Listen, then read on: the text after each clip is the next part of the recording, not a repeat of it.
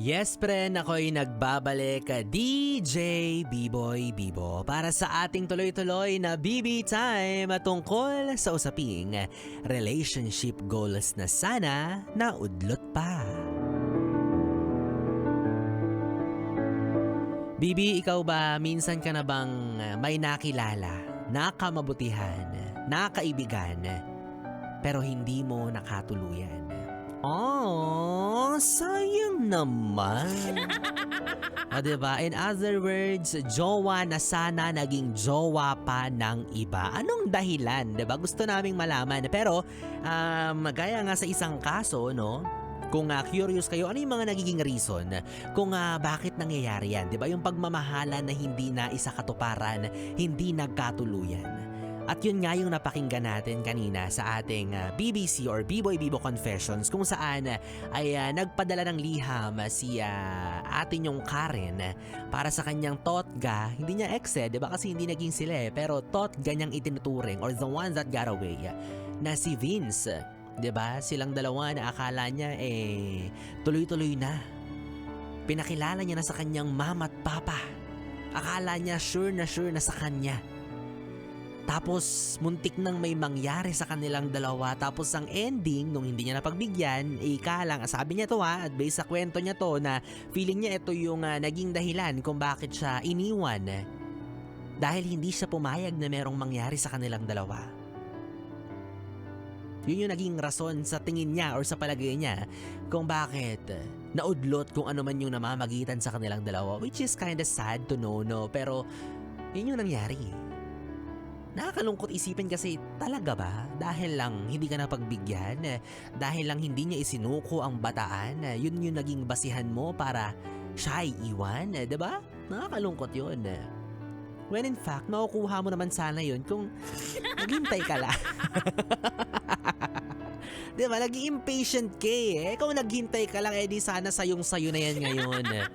Kasi sabi ni Karen, okay ka naman daw. Maginoo, marespeto, magalang, mapagkakatiwalaan, lahat ng magagandang adjectives na ibigay niya na nabitawan niya na tungkol sa'yo. Kaso, yun lang par. Pumalya ka sa part na yun par. Diba? Kasi naman porkit pumunta lang sa bahay nyo or dun sa kondo ng pinsan mo, kala mo nagbibigay na siya ng motibo na may mangyari sa inyo. Hindi naman kasi ganun yun. So, lesson learned, hindi porket feeling mo nagbigay ng motibo, maglalabas ka agad ng embutido, ha? Hindi ganun yun. Kasi nga, masakit nga di ba? May sakit Masama ang pakiramdam nga Tas gusto mo, sabi nga niya, di ba? Mainit na ngayon nararamdaman niya dahil sa sakit niya. Uminit palalo dahil sa pinaramdam or ginawa mo sa kanya.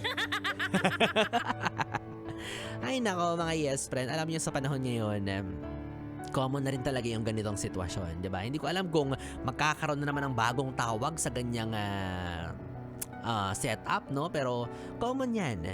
Kasi feeling ko, mas natututo ka na or mas natututo na tayo na mas kilalanin yung taong balak nating papasukin sa buhay natin, yung taong balak natin maging karelasyon, yung taong prospect natin na maging jowa. Kumbaga hindi na tayo basta-basta padalos-dalos. Trial and error, sige, give and take, yun yung term. Pero masama ba yun kung gusto mo lang naman makasigurado, di ba? Masama bang gamitin yung term na trial and error?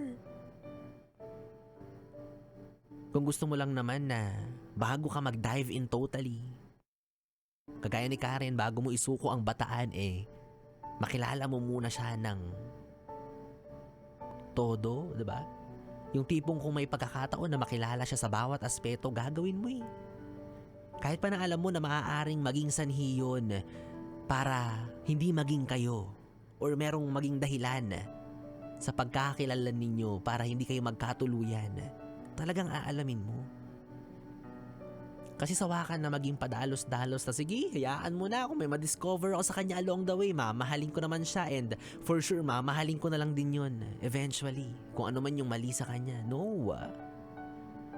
Ika nga nila, prevention is better than cure. So kung hanggat maaga pa, hanggat may pagkakataon ka pa na mas makilala siya, give yourself some time. Huwag kayong masyadong magmadali. Kasi sayang nga naman, di ba? Yung maikipagkilala ka hanggang sa mamahalin mo na siya tapos sa huli, hindi pala kayo nag-a-align. Hindi pala kayo nagtatagpo, hindi pala parehas yung na-envision ninyo sa future together. Kumbaga, sayang yung panahon, yung pagkakataon, yung chance mo na makahanap ng seryosong relasyon. Kaya kapag ganyan, una pa lang dapat malinaw at malinis yung intensyon. Yun talaga yun. Ultimately, dapat isama nyo yan sa standard ninyo kapag naghahanap kayo ng kapartner. Dapat klaro ang intensyon sa'yo, malinis ang hangarin sa pakikipagrelasyon sa'yo. Dapat sigurado ka sa gagawin mong desisyon. Parehas kayong dalawa, dapat bago kayo pumasok sa relasyon na sure na kayo. Kasi, ang magiging tendency niyan, magsasayang lang kayo ng oras. Mahirap nang makawala kapag, alam mo yun, yung talagang mahal na mahal nyo na yung isa't isa o hindi naman kaya marami na kayong pinagsamahan, marami ng panghihinayangan. Mas mahirap nang makawala sa ganong setup. Imagine, order mo nga online, ang hirap-hirap nang i-cancel, di ba? Yun pa kayang mag-cancel ng tao na pinapasok mo na sa buhay mo. So for me, it's a matter of being who you are and being consistent sa relationship na papasukin mo. Kung ano ka nung una, hanggang sa huli, dapat ganun ka. At yung una pa lang, hindi ka na sigurado, duda ka na sa nararamdaman mo, o hindi naman kaya meron ka lang masamang plano, huwag mo nang ituloy. Kawawa yung tao na handang magmahal sa'yo ng seryoso. Diba? At kung ikaw yung tipo na nasasayangan kasi jowa na sana, naging estranghero pa, huwag ka namang hinayang, diba? Ang mahalaga, maaga pa lang nalaman mo na yan. Yan yung best term na gagamitin natin for this discussion, no? Ang mahalaga, maaga pa lang nalaman mo na. So huwag ka nang malungkot kasi mas nakakatakot yung hindi ka dadatnan ng buwan ng dalaw mo, diba? Mas nakakatakot yun, yung mauudlot yung buwan ng dalaw mo tapos hindi ka naman pala sigurado, hindi naman pala siya sigurado sa'yo, o paano na, diba?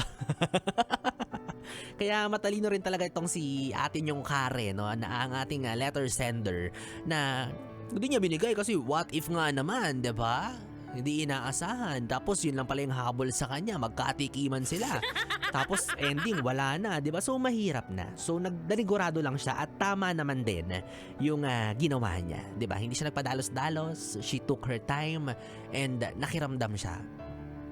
In fact, ang ganda nga ng disiplina ginawa niya sa sarili niya. Diba? Kasi in spite of the things na nararamdaman niyang magaganda, in spite of the good things na nakita niya doon kay Vince, sa lalaking nakilala niya online or sa dating app, hindi pa rin siya basta-basta sumuko agad, diba? Ganun ang may paninindigan.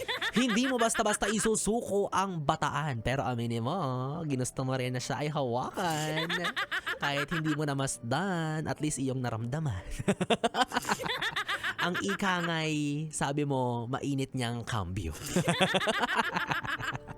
Ay, nako mga yes friends. So, bottom line, kapag may isang bagay kang gustong ibigay, sisiguraduhin mong mangyayari yun. Diba? Yun naman yung goal mo eh. Kung gusto mong ibigay yan sa tao, hintay lang. Ibibigay at ibibigay mo yan.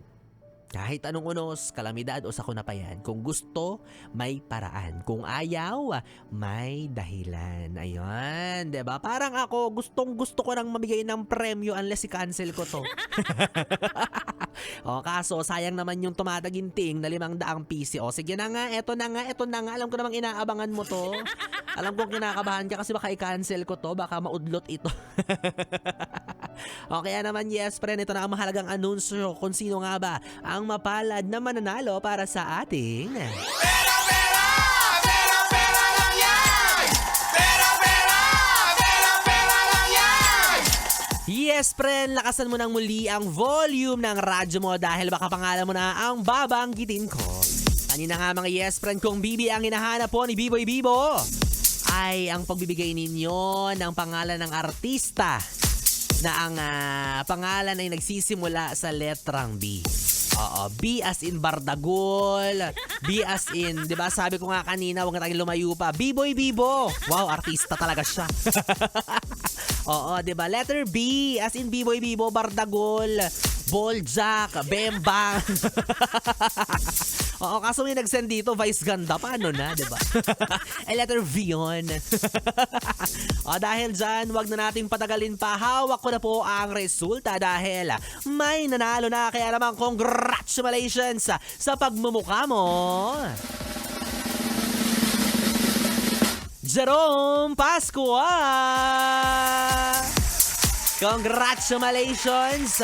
Ikaw na ang panalo. Sa'yo na ang tumataginting na 500 piso. Kung narinig mo pa to sa mga oras na ito, ang kailangan mo naman gawin sa ngayon ay mag-send ng iyong valid ID, Kuya Jerome Pascua, at ng iyong GCash number kung saan namin ipapadala ang iyong premyo para sa ating... Pera lang yan!